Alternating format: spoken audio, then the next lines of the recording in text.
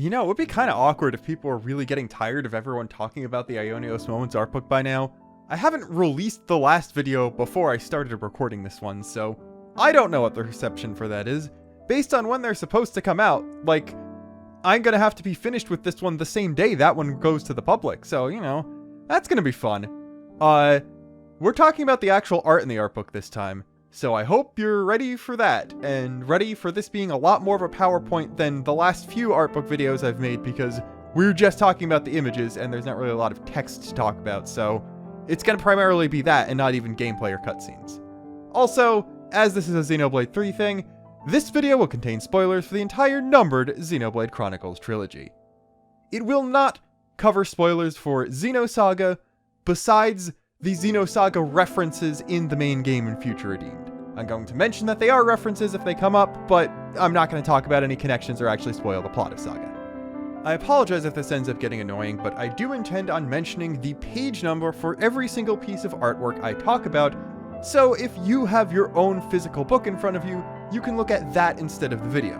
It'll be more personalized and probably a better experience, not just because of YouTube compression, but because the images I'm using aren't particularly high resolution either. I'm also going to be skipping over a lot of content in this book. A big percentage of the art in Ionios Moments is reprinted from the art book that came with the collector's edition of the base game of Xenoblade 3, and I've already talked about a lot of that art in detail, so if you'd like analysis on all that art, you can just watch that. I will also not be talking about any of the text in this book whatsoever, as the majority of it does not have a proper translation yet. I'm not going to give you translations by someone I don't know to be reputable or through machine translation, and I'd like to wait and make a comprehensive video once a full fan translation of the book is finished. There are good and reputable fan and journalistic translations of some of the text from the important lore conversation at the end of the book, and I have 2 videos primarily going over that stuff. I will allude to things the developer said in that, but beyond that, we're just talking about images unless the text is something I myself can read with my very rudimentary katakana knowledge. Anyway, with another certified classic 140-second Luxon beginning of the video disclaimer out of the way, let's get started talking about art. Dust Jacket, Noah and Mio about to kiss. Actual front cover underneath the dust jacket, Noah and Mio in sepia tones actually kissing. This is an adaptation of something that happens in the video game. I do not have any specific big analysis about this stuff, other than it is very cute and wholesome. And I am jealous. Skipping ahead to page 5, we find the first chapter header page. The ones after this aren't particularly interesting for the purpose of this video, they're just higher resolution versions of the chibis, except Gray's who's wrong, and the extra chapter at the end is the house crests from the city, but this one is kind of relevant because here we have close-ups of all 10 years of the term marker. Off the top of my head, I don't remember if a version of this was in the old art book, but either way, some of the term markers are fairly obscure in the sense that few, if any, characters known to be in that term have a visible marker on them anywhere, and I don't know if the first term marker shows up anywhere at all, because by the time we actually see the young Kavesi trio's markers, they're in at least their second term because they've started training already. As I said, this gallery chapter is primarily pieces of key art from various places that we've seen already, but a lot of them are in different crops or aspect ratios so we can see the entire image, whereas only part of it was visible before. For instance, on pages 6 and 7 is the main piece of key art of the game, with the party members in a field looking at the Orion Titan and Makana sword, I believe in an aspect ratio that's never been seen before, and without the Xenoblade 3 logo on top of Orion that's there in a lot of other instances of this art being used. On page 9 is the image of Mio, lead character designer Masasuke Saito drew for the issue of Weekly Famitsu that had Xenoblade 3 as the spotlight game and was used on the cover. While it's not obscured at all on the cover of the magazine, this is probably the cleanest version of the image that's been seen so far. On pages 10 and 11 is one of my favorite pieces of art from the entire series, which is the full version of the art used on the back of the box for the Xenoblade 3 Collector's Edition.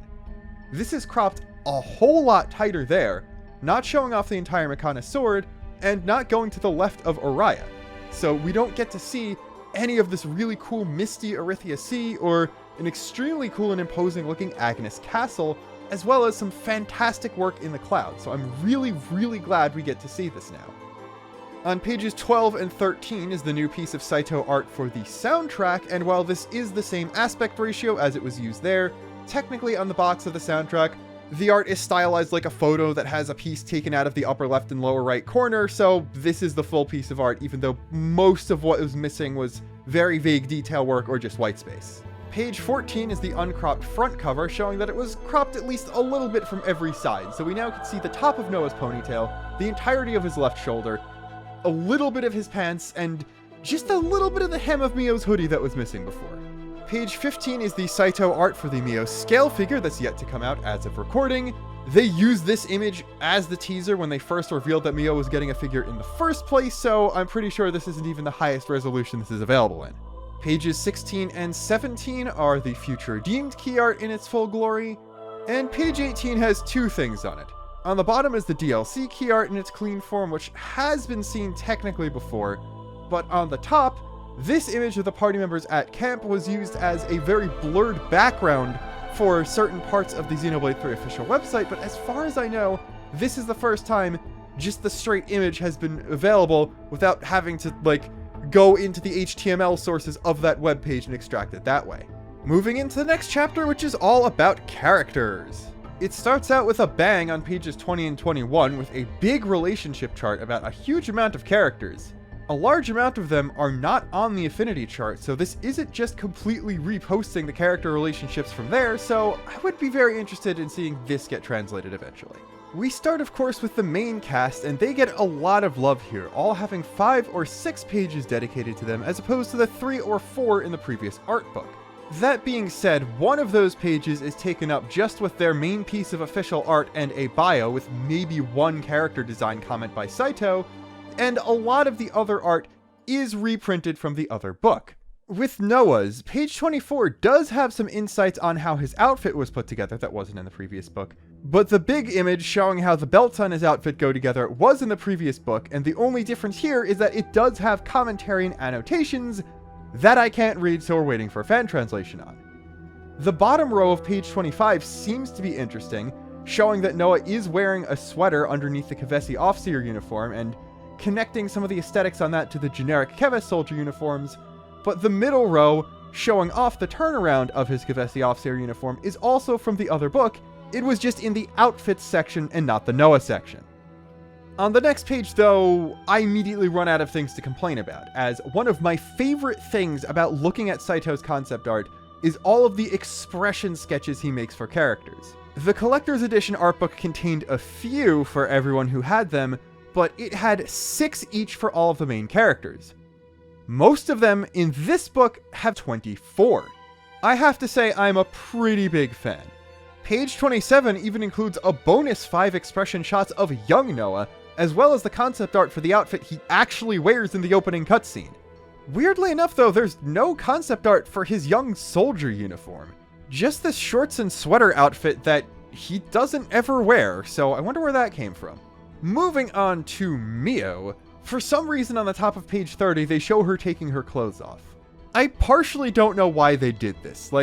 Yeah, okay, there's a shot of her butt without the skirt on it. That makes sense. You'll probably want to model that just in case someone can get an upskirt by some camera trickery and for the scale figure, but I'm not sure what her taking her shirt off helps with there.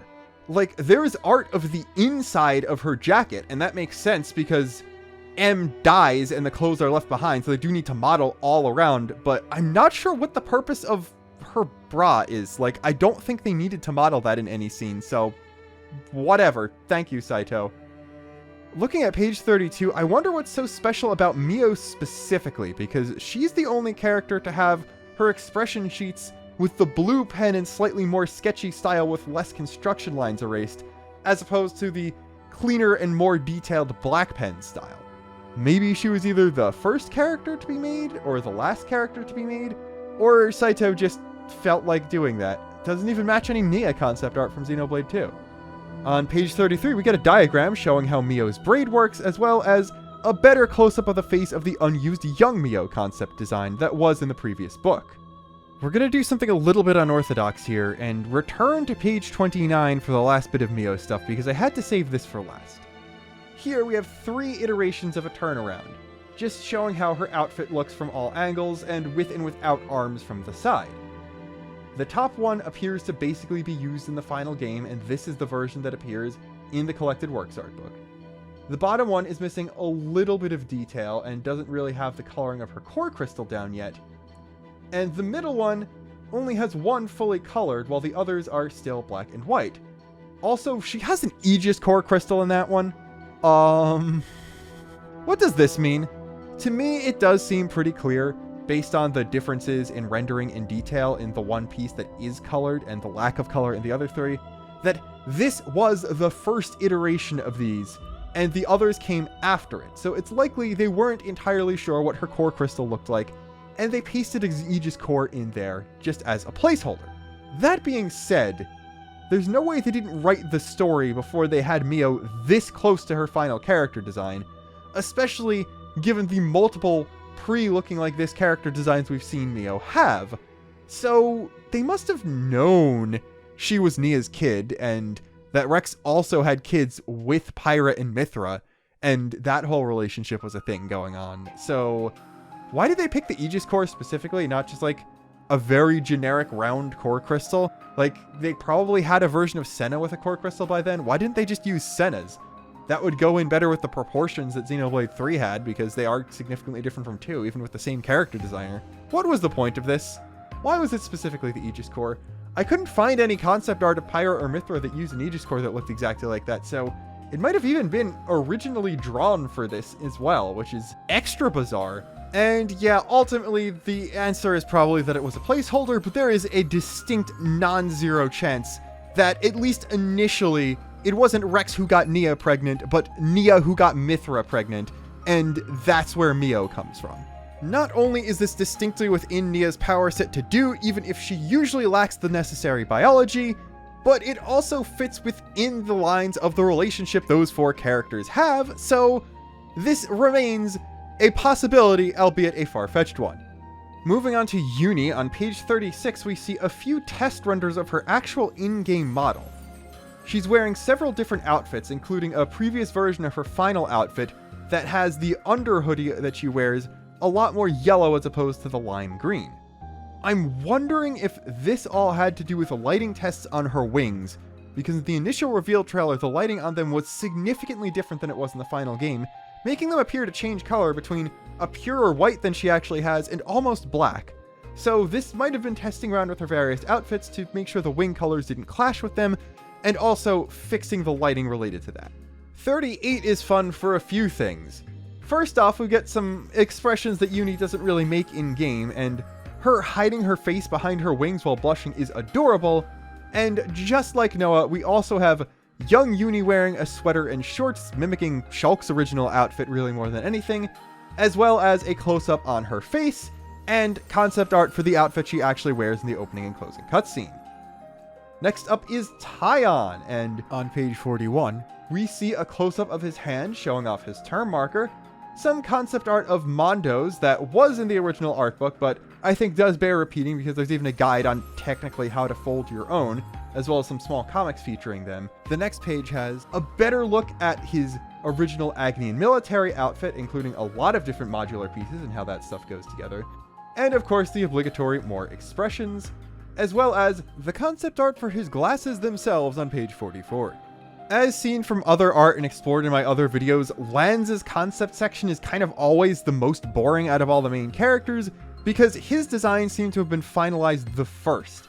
As such, there's not really much else to say other than there is a test render of a version of his final outfit with, I believe, slightly different colors, as well as a close-up showing off how his term marker works, and the obligatory more expressions, as well as a Kid Lanz design that's never used, and the Kid Lanz design that actually shows up in the opening and ending.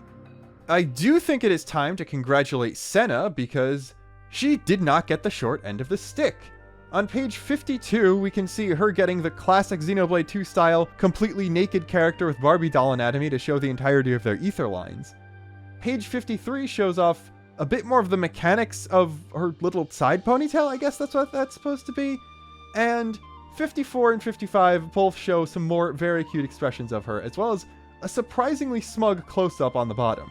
After the main characters are the heroes, and they only get a bio page and 1 page of art, so the primary draw to this section over the collected works art book is the annotations and commentary that we can't read yet, but a few characters do have a few new pieces of art, and I think this is the definitive way to see all the stuff that was even in the old book as well, because for the sake of space, they crammed pieces of art together and had them overlapping each other, where in this case, there's a lot more white space and everything has room to breathe.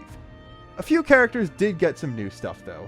On page 57, there is a bit more for Ethel, showing off an old black color scheme for her outfit that would have fit in more with the Kavesi aesthetic and colors, but it wouldn't be as unique, so I understand why they scrapped it, as well as a test render showing off her term mark, another headshot, and a couple more expressions.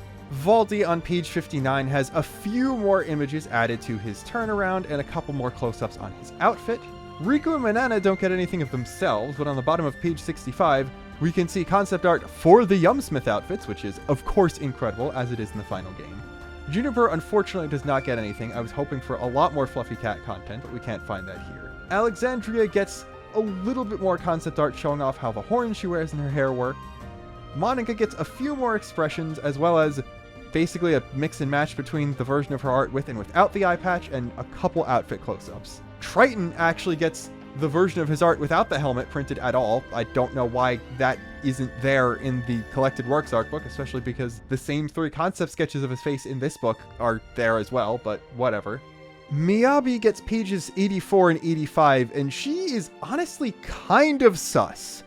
She has the usual full art and bio on 84, and on 85, she has a test render showing off her term marker like almost every character with a visible term marker has, and this is the only piece of new content with her. 1 full body concept piece, and 1 close-up on her face with a very small annotation pointing to the ribbon in her hair. This is so much less than any other character in the game that we've seen so far. And she was designed by Saito, which is extra weird. There's no expressions for her either, so there has to be something about what her design looked like prior to this final iteration that they have to hold it back, be it a spoiler for a future game or that it was even just reused for someone else. Maybe Miyabi came into existence because this was a side grade potential design for Mio that they scrapped and decided to turn into its own character. And I get why there's no outfit concept art for her, purely because they can just reuse the exact same concepts from Mio, but just change the body shape slightly to fit Miyabi. But the lack of expressions and other stuff that's more granular in details that every other character has leaves me very confused about why Miyabi specifically has this. On page 87, Kamaravi gets a couple new expressions, a render showing off his term marker, and a couple details on his regular outfit, as well as an older outfit that looks very similar to the final one with a slight few differences, but it also has a cloak or a cape or something like that. He should have kept that. He deserves it. Sagiri is up next, and she gets way more pages than any other hero. She actually gets 4. Interestingly, the concept of her body herself doesn't really have any much different besides the annotations, and she surprisingly does not have a render showing off her term marker, even though it is one of the most obscure and hard to find in the actual game, though it is entirely visible. But the last 2 pages are instead reserved for concept art of her Pharaon, as well as the Pharaon of number 13. So 90 is just a turnaround of it, as well as color scheme tests for number 13s, and 91 is actual more granular mech design concept art, which is always very cool coming from a Xeno game, and is just a little taste of what can be seen when we get to concept art of the full-sized Pharaonesses later on. Granted, I'm not going to talk about a lot of that because most of it was in the old book, but it's still pretty cool. Nia is right after that on page 92, and with this version of her official art, we could see very clearly that her floating swords are just straight up spectral versions of Pyra and Mithra's Aegis swords from Xenoblade 2, and not even with a slightly tweaked design like Rex has in Future Redeemed. Most of the heroes have some kind of effect placed behind their art in this book, and did in the previous book as well, just to emphasize things, make it look a little bit cooler. It kind of makes it look more like a gacha splash screen, which makes sense because heroes replace the gacha blades from Xenoblade 2. Nia gets an X that looks kind of like the X from the Xenoblade X logo for some reason. I don't know why she has this. It would make more sense for Gray because he actually uses the class of the main character of Xenoblade X, but the only thing I can really think of is they weren't intentionally going for that and it just happens to look like that, or they gave something like this to Nia because the color of the spectral Aegis swords is very similar to the color of that X in X's logo. The big deal when it comes to the queens is that this book is the first time we see the concept art of their hero outfits as opposed to their queen outfits. So page 93 is very interesting for Nia enjoyers. And it additionally shows off concept sketches for both Noah and Mio in the Life Sage outfit for whatever reason. Page 94 is just her queen key art with and without mask. And 95 is concept art of that queen outfit we've seen before. Unfortunately though, if you look at the bottom, you can see that the concept art and not final versions of her face in the unmasked queen art are significantly smugger looking than the finished version, which is very sad to me as I am a smug fox girl enjoyer. In that outfit, Nia definitely counts as a smug fox girl, but they de-smugged her in the final game, which is a travesty really. Melia gets the next few pages. The effect behind her official art on page 96 is actually really cool. That might be my favorite one in the game. It just calls back to the patterns on Telethia wings and Zanza stuff well enough to really look cool and be very thematically relevant. I point this out every time I see Hero Melia's art, and that is that it's less noticeable in-game that the inner tips of her wings are supposed to be multicolored and sort of form a rainbow going from blue to green to pink at the top. Page 97 has the concept art for this outfit, and we can even see the very rare short hair Melia when showing off how the wings work in comparison to all that stuff, and honestly, I could never imagine Melia with hair that short. Even her Xenoblade 1 hairstyle is way longer than this. Skipping to 99 with the queen outfit concept art that we've mostly seen before, I'm going to bring up something I don't think I mentioned in the previous video, and that is this art of Melia with a veil. There are several different iterations of it. At the bottom right, we can see her mask, but it's pure white on the white parts. And then on the left, we can see the version that's actually used in-game that has these patterns of parallel diagonal lines that make it look like a veil to some degree. Right above that, we can see her with a little bit of a veil on top of her head. And all the way at the top left, we can see that that veil actually extended far down below her waist behind her. And with the piece to the right of that, we can see her with the veil in front of her mask. So to me, it seems like the idea for the fake queens to have masks and not see their real faces was thought of later on, and they designed most of Queen Melia's outfit, although you can see that the bird is actually just what looks to be flowers. So that part wasn't finalized either. And she was just supposed to wear a veil. Maybe they didn't decide to make her match Nia. Nia was originally supposed to have a mask or something like that. I just think it's kind of interesting. The veil doesn't really fit Melia's character at all, so maybe that was supposed to be another early indication that this was not the real Lady Antiqua from the first game. We're going to lightning round the next few here. On 102 and 103, Shania gets a couple pieces of her concept sketches and one new expression. Yorin doesn't get much more than that on 104 and 105, although he gets a render showing off his turn marker and the concept art for the outfit he wears in the opening and ending, like the other three. Nimue gets basically nothing on the next two pages. Then after that are 2 pages where Mwamba, Bolearis, Garvel, and Chris get half a page each. Garvel gets a new render showing off his turn marker, and based on machine translation, Saito's comment on Chris is very enlightening and hints at another thing I've been saying for over a year now. Aggie and Agi get basically nothing. Then we hit page 111. At the bottom we can see just NPC outfit concept art, and this goes on for several pages that I'm going to skip, but at the top we get concept art for young Gondor, as well as the cloaked child who speaks to Noah at the end of chapter 5. Young Noah's dub voice actor did confirm that that figure is a combination of Mio/M and young Noah, because it's Noah reliving his memories and Mio is helping him through all that stuff. But this confirms that it's actually the child Gondor model they use in a couple shots, and not young Noah under the cloak, despite the fact that he's obviously still voiced by young Noah's VA, although that would be a reasonable thing to do. You have a young Noah in the game already, so it would make sense to reuse that voice actor for said character's child, who is also at a young age. Skipping over well over a dozen pages of reprinted NPC concept art, we arrive at the section about the main cast's Oroboros forms, and I honestly don't really know what to say about these. There are new pieces of art for every single one of them, but I feel like there's not really anything to speculate about or comment on, besides these are different versions of the designs that clearly predate the final ones, without having translations for Oroboros character designer Choco's comments, just because I feel like he tends to give good long answers about why he did specific things, and there's not really much to glean out of this stuff without knowing, like, hey, did he have any requests from the development or story team about how to make things specifically? Were there problems making things that translate to 3D, or any of that kind of thing? It is in the other book, but I do think the piece of Tyion's Oroboros at the top of page 146 is my favorite out of all of them. The cherry blossom light constructs that are even pink like the real deal are so incredibly cool to me. After Senna's Oroboros finishes, we arrive at the Mobius section, and surprisingly enough, D is first before even Z. Not really much to say about him, but on page 157 we can see a previous version of his Mobius armor.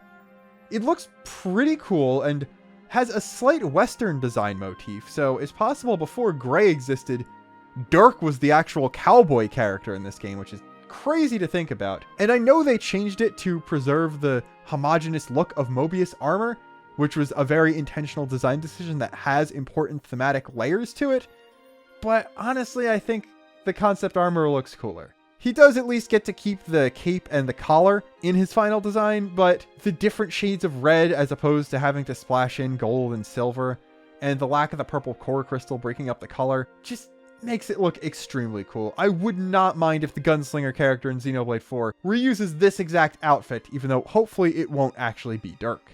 Not much to say about most of the Mobius concept art as well.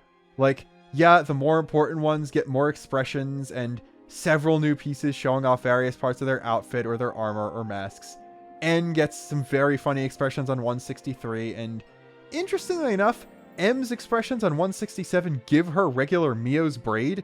So while the one colored piece is definitely M because it's her armor, the rest of them are just long hair Mio expressions, even though they're new ones that aren't taken from the previous Mio one, so that's kind of interesting. Zed gets a few expressions of his own on 169. Unfortunately, they are all faces he makes something similar to. I would have loved, like, blushing embarrassed Zed or tearing up crying Zed, because almost every character gets those, but we can't have nice things sometimes. X and Y get the next two pages, and again, most of these Mobius designs there's not really much to say about without looking at the commentary, because I don't know the thought process behind that, so I can't really analyze or comment on that kind of stuff. Mobius, Shania, and Chris get page 173, and very interestingly, there's no concept art for Shania's helmet, so it seems like she was never going to wear it even earlier on in development, or Chris's full Mobius form, so it seems like he was never supposed to transform during development. We do, though, get a nice good look at the Console C helmet, which is fairly hard to see in-game because Chris never wears it, and the only time it shows up is the generic male Mobius in the theater during the Zed fight. On the next page, we get a weird grab bag of Mobius with G, O, P, and I.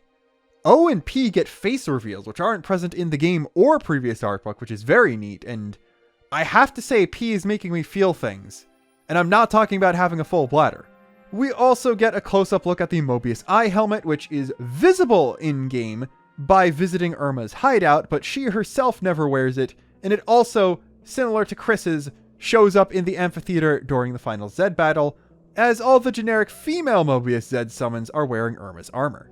The rest of the console and Mobius designs close out the chapter, so we can then move on to page 181 with the world design section. 182 and 183 have me kind of infuriated, because this is a high-resolution upload of the world map artwork, but it's all annotated so they can have a table of contents for this chapter showing what page each area's concept art is on. But then there's no clean version of this art, which I would love to have because it is another one of my favorite pieces from Xenoblade 3. While the size and aspect ratio of some images might be different, a lot of the early stuff in this world design chapter is reprinted from the previous book, and I covered a lot of these pictures and what they specifically mean for the development history of the game in my original video on the CE art book. The thing I think is most interesting is the top left image on page 184, which appears to be just kind of a general vibes piece of concept art for the Etia region, and specifically somewhere around Milik Meadows. As you could see, distinct looking rock formations with grass on them, and then in the upper right hand corner of it, literally a picture of one of the hills from Vionis Leg, plus one of the protrusions from the Gormati Titan. So even the landforms are fusions of landforms from the previous games, even if something that looks exactly like this doesn't really show up in the final product. Next up are pictures of the first few Faranuses that are seen in-game, and just take a look at the size of Colony Gamma on page 190. I believe this was referred to as Wide Gamma in the other video. And remember that it looks significantly larger than it does in the final game. A couple pages after that, starting on 192, we could see concept art for the Cloud Keep that I believe wasn't in the original book, because they tried to keep the most spoilery locations under wraps besides a couple pages worth of origin stuff, so most of this is new. On 194, I kind of really like the first image on the top, which shows the room underneath the main floor where the first part of the battle against D&J takes place, because I really like the nature-y vibes there, with the light filtering through the bottom of the pool on the upper floor and the hanging ivy that isn't as pronounced in the final game. I understand why they didn't do it, because part of this environment gets destroyed during cutscenes, and that's probably a lot of unnecessary small moving parts to have to deal with when animating that stuff, but it brings a lot to mind of the lower level of Gormat Province, so I think it's kind of cool that in addition to just the generic Agnian aesthetic, there is a part of the Cloud Keep that does bring things that would be specific homey vibes for Nia herself. At the top of the next page, we can even see the concept art for the big door with the Dromark head on top of it. And interestingly, it took me a few seconds upon seeing this art to remember that this is what the door to the Cloud Keep looked like in the first place, because the lack of detail in the background of the one scale shot with Noah and Mio there, as well as the other piece of concept art with it face-on facing the camera, make it look a lot like a banner hanging down with the Dromark head on top of the rod holding it up, and that makes it look a lot like a more Ardain aesthetic banner, so even if that wasn't really intentional, there's a bit of one of Nia's closest allied nations within the design of the Cloud Keep, and maybe that Dromark head has a piece of origin metal in it that contains the soul of the actual Dromark. That's kind of the best thing I can think of for where he'd be. I can't imagine him going to any other character than Nia. The bottom of the page has the concept art for Nia's stasis pod, and as cool as this is, most of this is reprinted from the previous book. It was just in the Nia section alongside the Nia design concept art instead of in a location section. If you are a big fan of the environmental art from the other book, I would definitely recommend scrolling through the location section of this one, because a lot of pieces were cropped heavily in that version, and we could see their full glory here. Page 195 is a good example of this, showing off concept art for the Fornis region in general. This first piece, a gorgeous view of Araya in Colony 4 from sort of the entrance to Fornis, is not present in the previous book at all, and neither is the Mechanis sword. Seems like the decision to make it look like it's stabbed into Araya from certain perspectives was decided later in development than just the general world design and what the Ionios regions would look like, which is interesting. But more importantly is the shot of the valley that is second on the page, as it is extremely zoomed in the other book, basically only showing Noah in the one rock formation, where here we could see more scale, the roof of the cave, a bit more of Araya in the background, and some more rocks and plants. Just in general, the layout of this book is a bit different, instead going through locations in the order they're visited, including Faranuses, so instead of moving directly onto Pentalus environmental shots after Fornis, it goes through Colony 4, then Colony 30, then Colony Iota, again, mostly art that was in the previous book, as well as said Pentalus stuff afterwards. There's a lot of text, especially in the Pentalus stuff, so, you know, not really much to say here. That is certainly Mac the Wildwood concept art.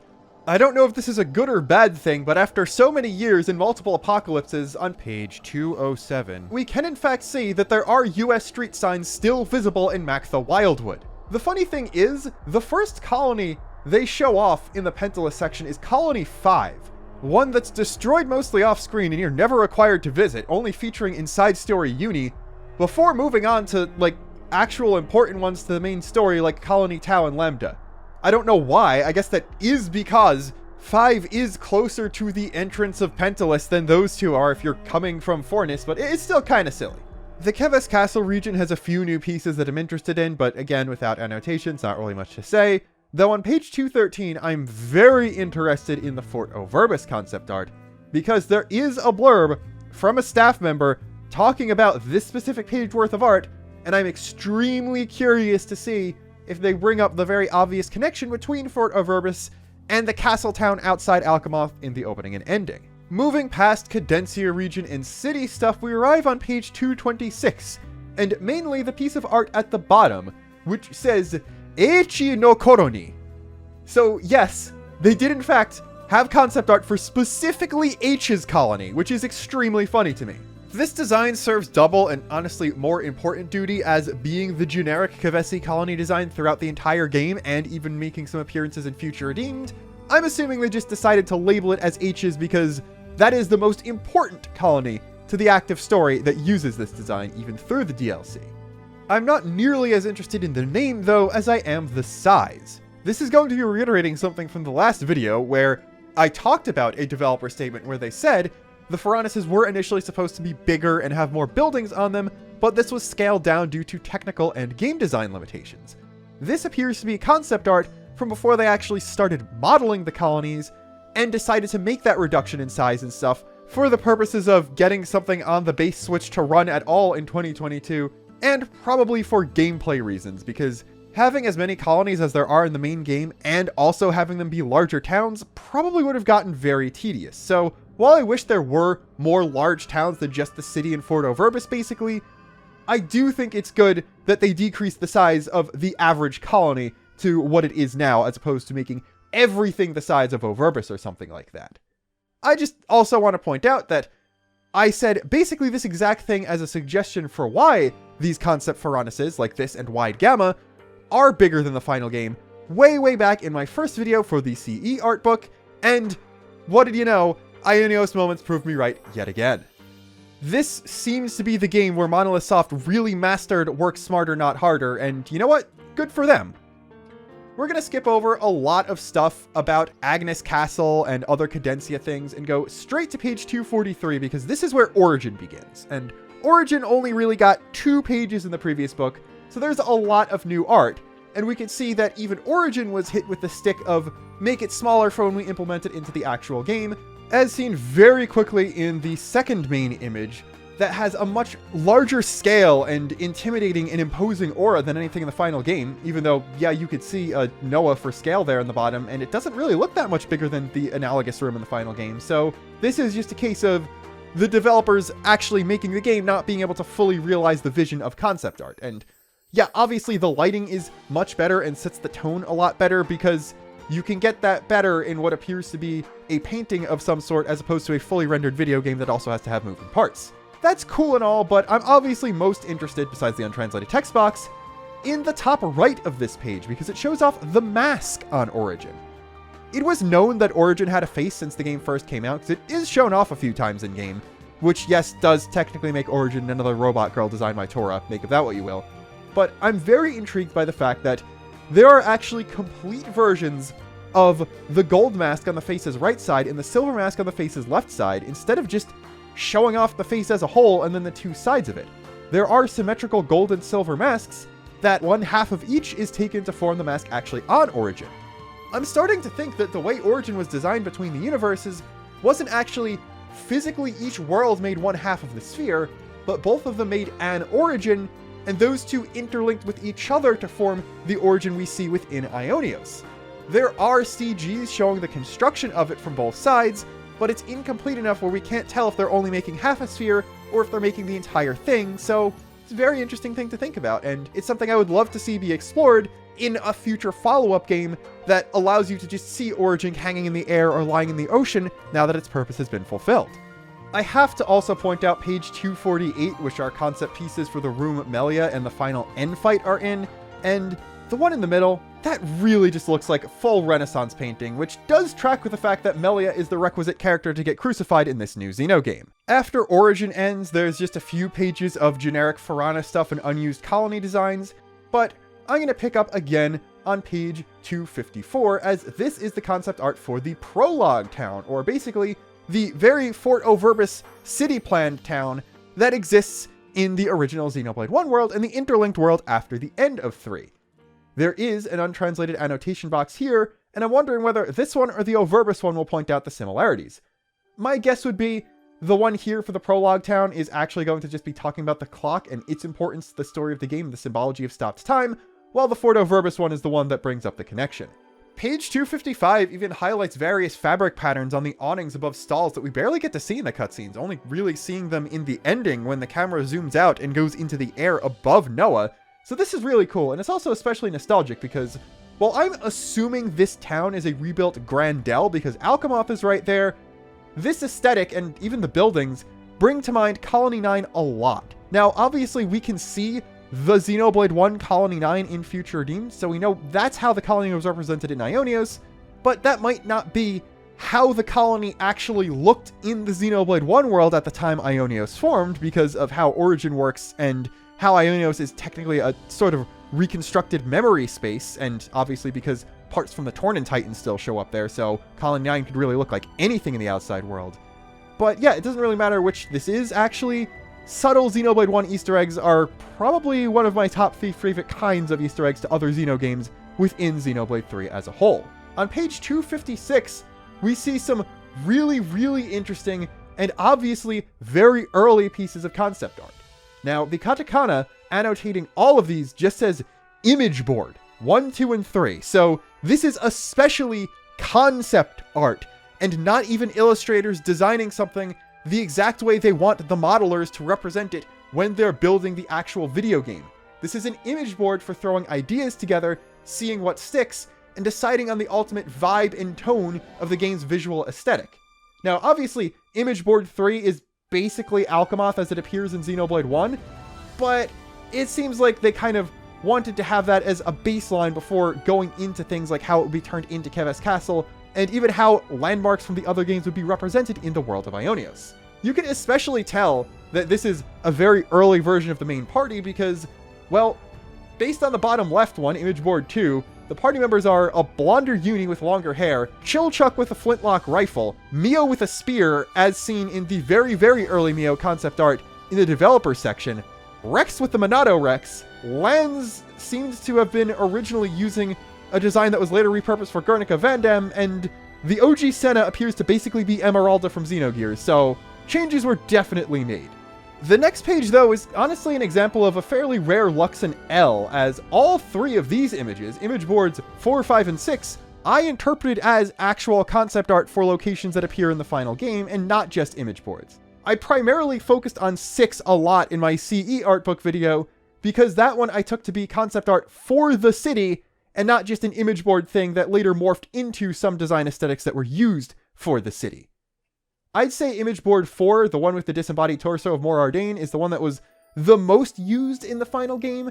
You could see Valak mountain crystals around it, so obviously things like that were shifted up, but in future redeemed, you can see the torso of Mor Ardain, and then later find out that it's been destroyed by annihilation events if you look back at that point in the horizon in the main game.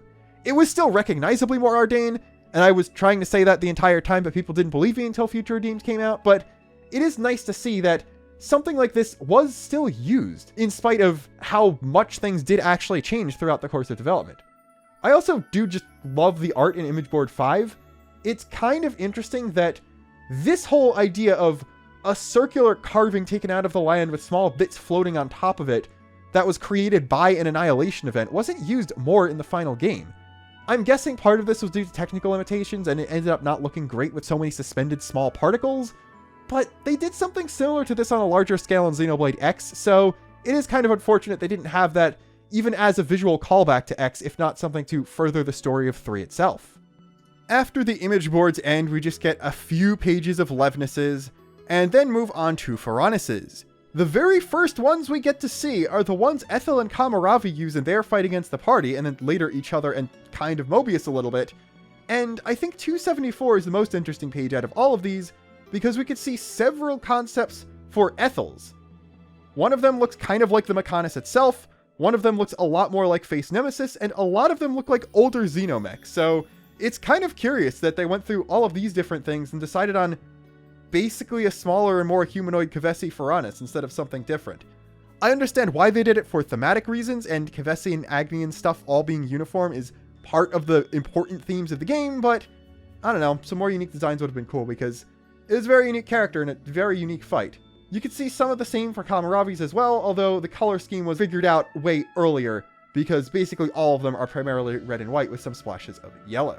After that, there's stuff about the 3 main Faranuses, the castles in Gilgamesh, and a lot of it is cool, but one image I loved of Agnes Castle, with Nia standing in front of the ether furnace and poppies floating in the air doing a pose behind her that was in the old art book, is not present here.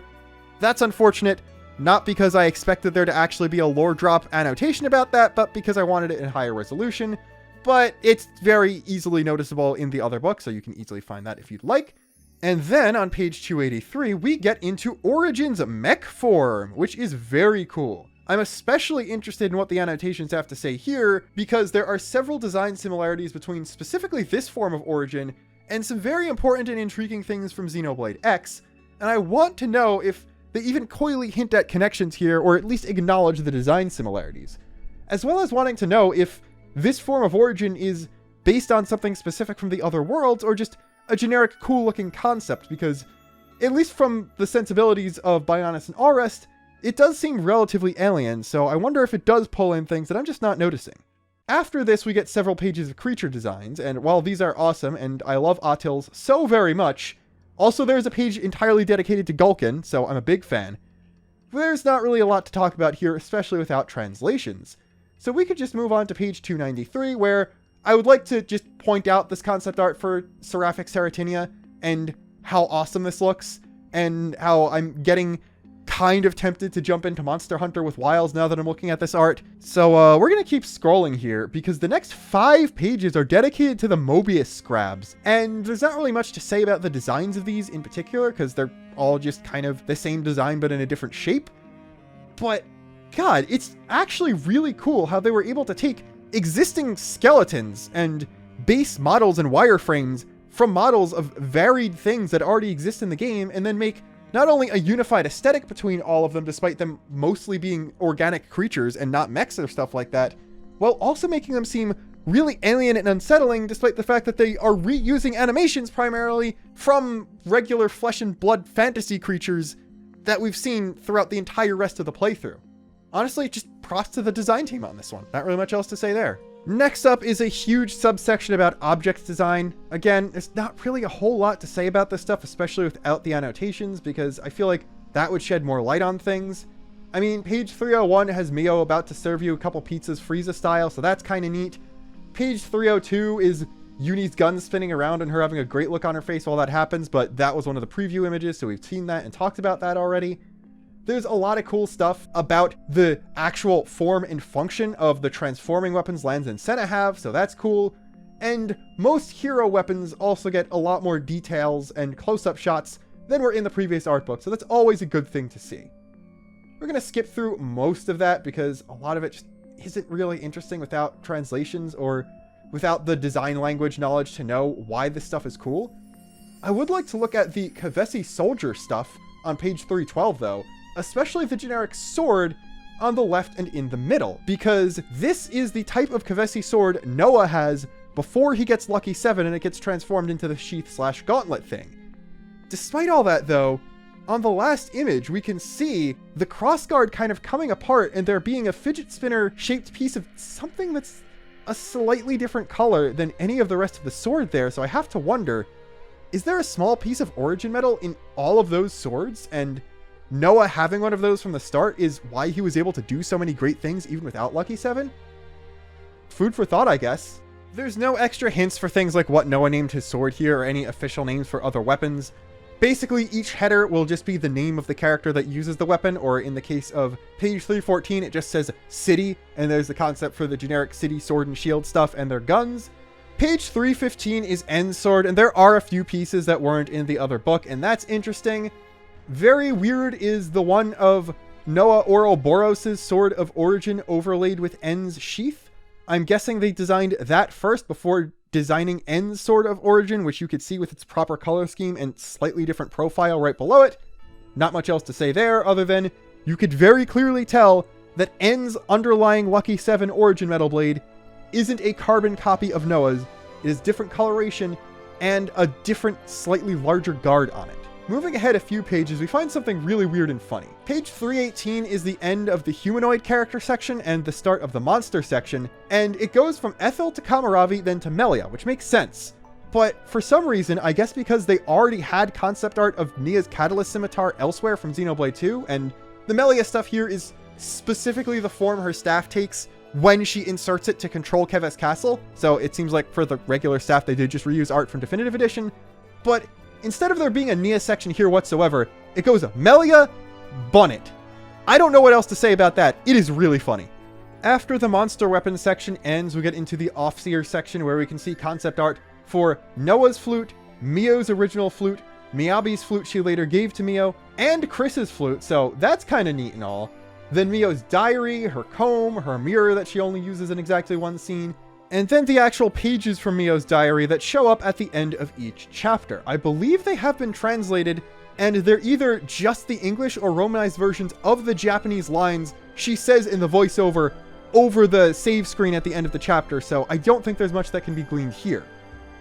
The Kavesi and Agnian alphabets are also here. The Agnian one is literally the Alrestian alphabet from Xenoblade 2, and both are just direct one-to-one translations to the 26 letters and 10 numerals of the English-Latin alphabet, so this was figured out already, so there's not really a lot to talk about here. There's also a full list of the colony symbols that are used, and interestingly, even with giving Keves H's colony, Colony 5, and Colony 0, there is one more Agnes symbol. I don't know, I never actually noticed this imbalance playing through the game, so that's kinda weird, I guess. After a couple more pages of important items like the Oroboros stone, other books, the term markers again, the chess set Mobius plays, and the random doves from the opening cutscene, we then move on to purely objects design, so buildings and more mundane items like chairs and tables and umbrellas and all that stuff. It's very interesting to see just the amount of stuff they needed to think about when designing a game like this, and it is a lot of objectively technically good art, but there aren't text boxes with actual commentary besides just labels that help the designers work on the art themselves, nothing being communicated directly to the reader, so I don't really have a lot to talk about here. And while there are a few new pieces, anything significant I covered in the original video, and the fact that the only commentary box in this entire section is next to the Colony 0 side quest siblings painting, I'm guessing that one is just debunking the theory that this painting is any significant characters and isn't just a piece of art in universe that represents the concept of siblings. After that, though, we hit 351, which is the expansion section, all about Future Redeemed, and everything after this will be a new piece of art because nothing pertaining to the DLC showed up in the first art book. Something that doesn't really pertain to the art here that I guess is kind of worth pointing out is in the chibis on the page header for the expansion, we could see a lot clearer without just putting the official art of characters side by side that not only are Matthew and Niall noticeably a bit tanner than Nical, Glimmer, Rex, and Shulk, but also that their skin color is different from each other. This honestly isn't as noticeable in-game as it is here. The only real thing you can tell there is Noah is noticeably paler even than other light-skinned characters. Like, compare N to Shulk, who is like the pastiest nerdy white boy still alive in Ionios by the time of Future Redeemed, and look at that. So I wonder if lighting and how it pertains to various skin colors, even if the shades are close together, would be something Monolith would want to focus on in terms of upgrading their engine for a future game, which will probably be on better hardware. Dawn Trail's doing it, why can't Xenoblade 4? The next few pages are actually dedicated to the base game DLC and not Future Redeemed. So Ino and Masha both get the 2 pages every other hero gets, and the only concept art is shown of them in basically their final design, so not really a lot to talk about without translations. Then there's concept art for all the DLC outfits for the main cast. Not much to say here, because it is basically just concept art of them in those outfits. Although, bottom left of 357, Lanz, in his Rhine outfit, doing the "you know I had to do it to him" pose, which is a reference to Rhine's Definitive Edition render, which has him doing that exact pose. So, I'm assuming it's just referencing the render and not the meme, but again, subtle, dumb Xenoblade 1 references are one of my favorite parts about 3 on a meta sense. Then, though, we basically launch into the entire art book up until now in miniature as we get a Future Redeemed relationship chart on 359. Then 360 begins the bios and concept art for the main 7 characters of the DLC. The first couple pages for each character are not particularly interesting, as they are just concept art of them in their exact final outfits and designs, and they only get 5 Saito expression sketches, but the rest of their section after that is sketchy concept art of their fighting style, and some of that changed in very interesting ways. The bottom of 362 shows that Matthew's gauntlets were originally supposed to do a lot more. They had an energy wave around him, it looked like he was able to do some kind of magnetic pole thing, he's able to cross his arms in front of his chest and it shows some sort of sparkly effect behind him that might have been some sort of block, and they even show him shooting some kind of rope out of it and ensnaring someone by the wrist, as well as just being physically stronger, presumably because of them, and picking up a huge boulder, the size of which Lanz, using a power frame, needs to still struggle to lift in the main game. The next page shows stuff that's a lot closer to his final design, but even then we have him jumping up against large monsters, punching things in the head, using something as a shield, and just straight up throwing stuff, as well as some tests for what his energy looked like, as well as maybe even his Oroboros form, which appeared a lot more wispy and undefined, in addition to cloaking his body instead of being a stand like it is in the final game. Next up we have A, very much the same for all of that, right down to the fighting style stuff that shows that A's Monado wasn't originally just a solid sword, but it was able to become a whip sword and shoot pieces of it out as little drones to do ranged attacks. That is awesome, and I hope they're saving that for a character in the next full-size game and only didn't use it because they figured blowing that animation idea on A, who's only playable in a 20-hour DLC campaign, would be a waste of something so cool. There's also some really, really cool looking dynamic sketches of A doing, I guess, poses for vision, all just different stancing up, holding the Monado and having it glow. Those all look great, and I honestly don't remember what A's pose using vision in the final game is, so it might not have even been one of those, which is a shame because all of them look awesome. Kind of funnily, we get Nical next, and it's much the same for her. Her sketches about her fighting style seem to show that she was a bit more of a beam spammer than she is in the final game, which, okay, yeah, she leans into that more as alpha, but her actual fighting style is primarily just martial arts. She just happens to have cool weapons that have more utility uses than Matthew's fists, so that's kind of neat. They also show her having rings on her fingers that are able to extend into some sort of sparkler thing, and it seems like they had some sort of magic ring aesthetic going before they decided on the rift type fists instead. She also gets only a very small section on page 371 showing off her alpha outfit, which is kind of surprising. I figured they would at least give her an extra page to show that off, but I don't know, maybe you'll see it again in the future, and that's why. Nical is next, and his fighting style sketches show his arms being able to do a few things that they are able to do in the final game, but it's not as noticeable because of all the effects, like spinning around to do a spinning attack, having the fists grow to do big punches, having slight jetpack things, and being able to shoot a couple different kinds of projectiles, as well as just allow him to be more acrobatic in general, where in the final game, the thing that's really the most noticeable is him getting up from blowdown or topple by using those arms instead of his actual ones.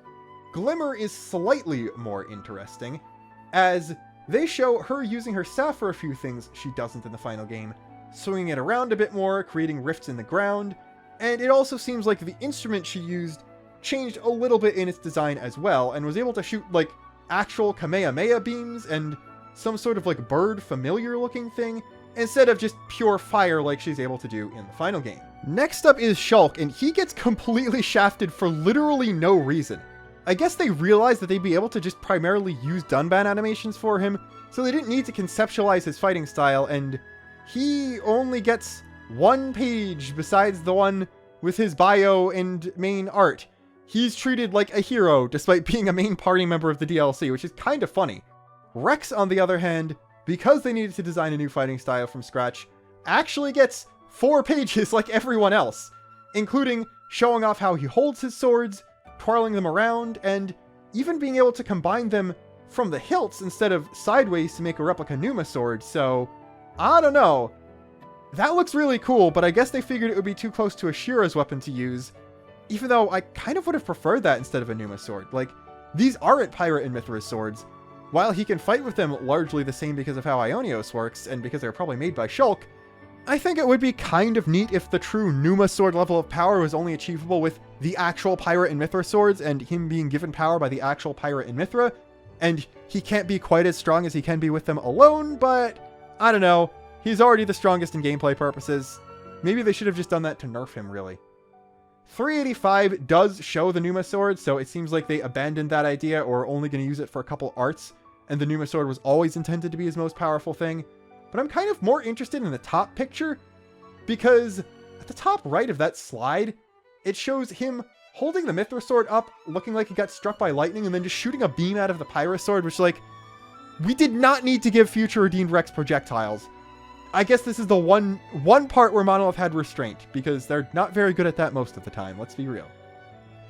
After that is Alpha, where we can see his Saito-designed Alvis form with the Zanza wings, and then his design by Palo, who also designed Ino, as the final boss.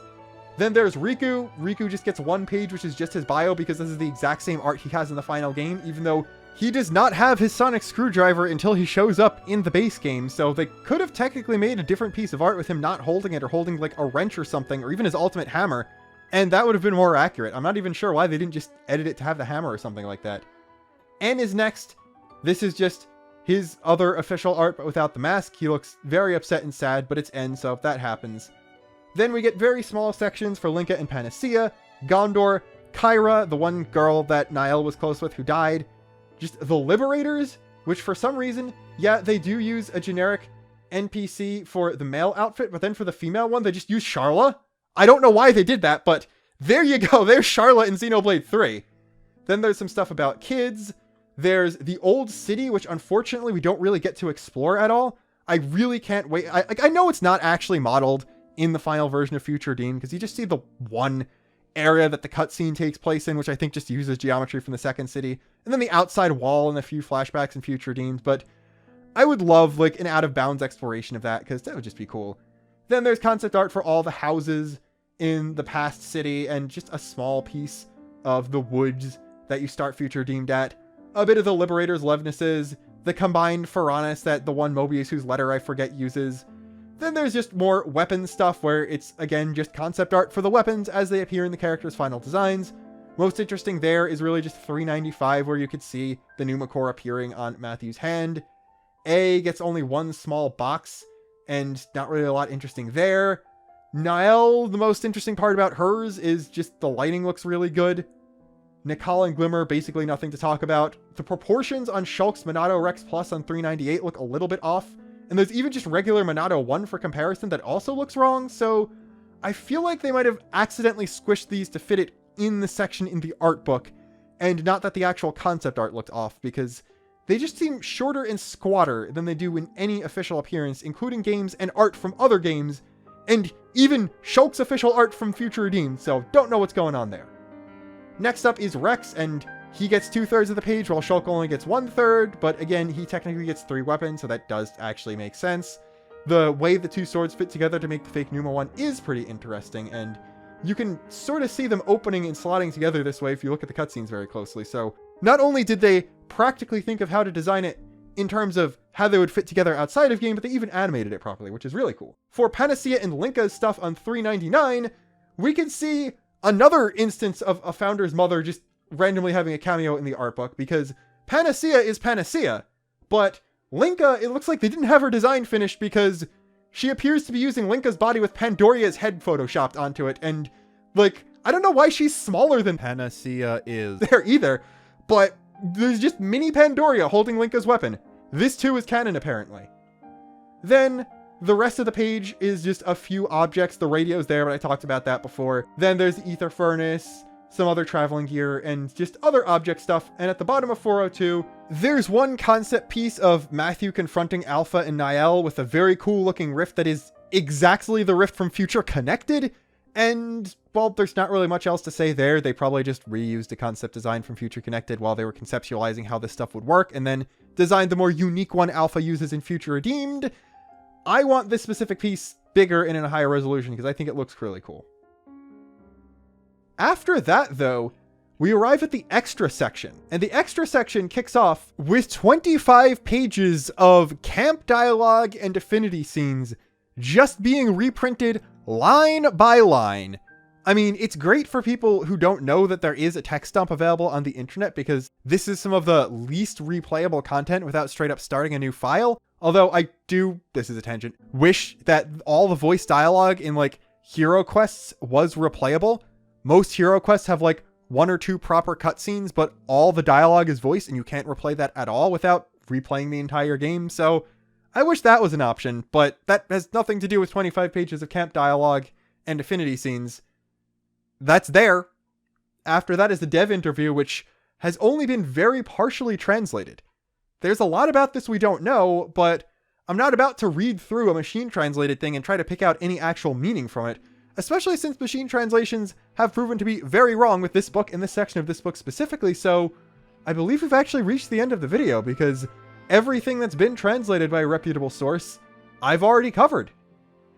Next time though, we are free of the art book, because next video will be next week and not whenever they make a full translation of the art book. So until then, this is Luxon, signing off. Thank you so much for watching. Like, comment, and subscribe, and I'll see you in a week.